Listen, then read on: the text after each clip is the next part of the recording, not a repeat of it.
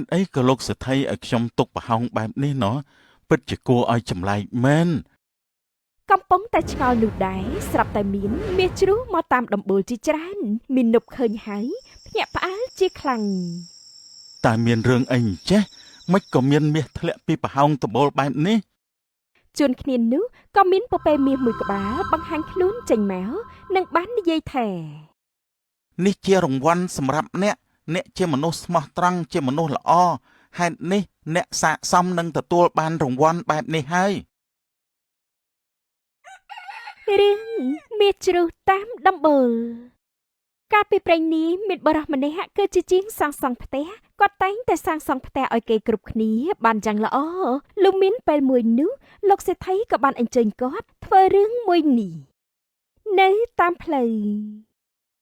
សួស្ដីមេនប់តើណាមកណាដែរនឹងដូចជាបញ្ញាប់បញ្ញាល់សម្បាប់ដែរបានពុន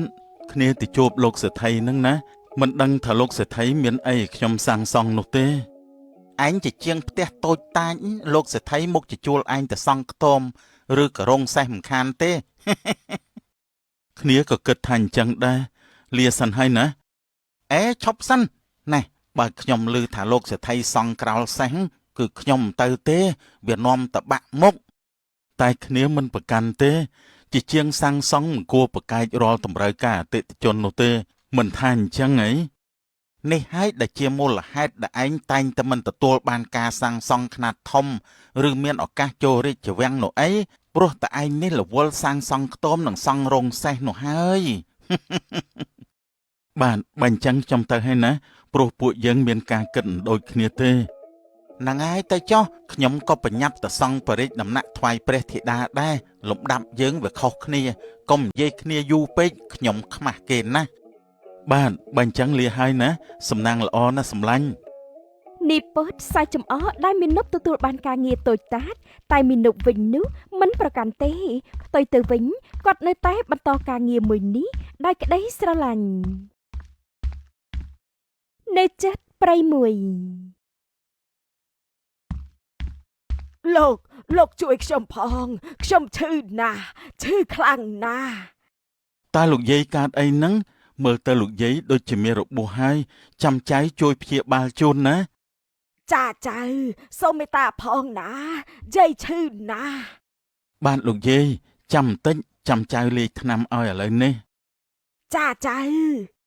មីនប់មានទឹកចិត្តល្អណាស់មើលចោះគាត់ព្យាយាមជួយលោកយាយចាស់យ៉ាងយកចិត្តទុកដាក់បំផុតលោកព្យាបាលបិទថ្នាំរួចរាល់ហើយនោះមីនប់ក៏បាននិយាយថា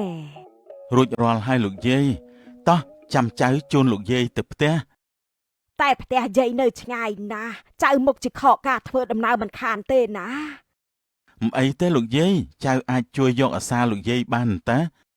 គិតចេះចោះបើចៅចង់ជួយចៅទៅបេះផ្លែឈើឲ្យយាយហូបផងណាបើយាយបានហូបកាលណានោះយាយនឹងមានកម្លាំងទៅផ្ទះបានហើយ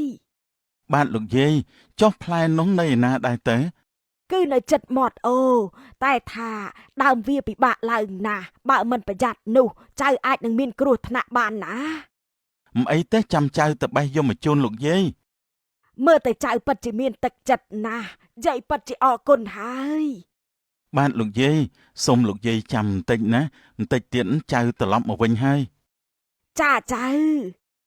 មិនបងអង្គយូមាននោះក៏ទៅរកផ្លែឈើនោះហើយគាត់បានព្យាយាមស្រវាឡើងយ៉ាងពិបាករហូតបានសម្រេចលោកយាយចៅមកវិញហើយចុងហើយនេះលោកយាយអញ្ជើញតាណាបាត់ហើយទោះបីថាមីនុបមិនបានឃើញលោកយាយក៏ដោយក៏គាត់មិនទៅចោលលោកយាយដែរគាត់ព្យាយាមដើររកលោកយាយម្នាក់នោះនិងអង្គុយចាំផងទៀតមិនទៅណាឡើយមិនដឹងជាលោកយាយទៅដល់ណាទេលោកយាយមានរបួសផងគាត់មុខជាពិបាកណាស់ហើយឃើញថាមីនុបមិនព្រមទៅលោកយាយម្នាក់នោះក៏បានបង្ហាញខ្លួនចេញមកវិញម្ដងទៀតចៅអើយចៅនេះពិតជាមនុស្សល្អកម្រឃើញមែនបានមុននេះចៅពិតជាបារម្ភណាស់និយាយអញ្ចឹងនេះជាផ្លែឈើដែលលោកយាយចង់បាននោះហើយលោកយាយពិសាចុះចាយាយអរគុណណាស់សំណាងល្អណាស់ចៅ លោកយាយគ្រាន់តែទទួលបានផ្លែឈើហើយនោះក៏បាត់បង់បាំងកាយចេញបាត់ទៅ លោកយាយចំលោកយាយមិនក៏ដូចជាចម្លែកម្ល៉េះ បន្ទាប់ពីជួបរឿងបែបនោះហើយមីនុបក៏បាត់សម្ដៅទៅផ្ទះលោកសេដ្ឋីបន្តទៀត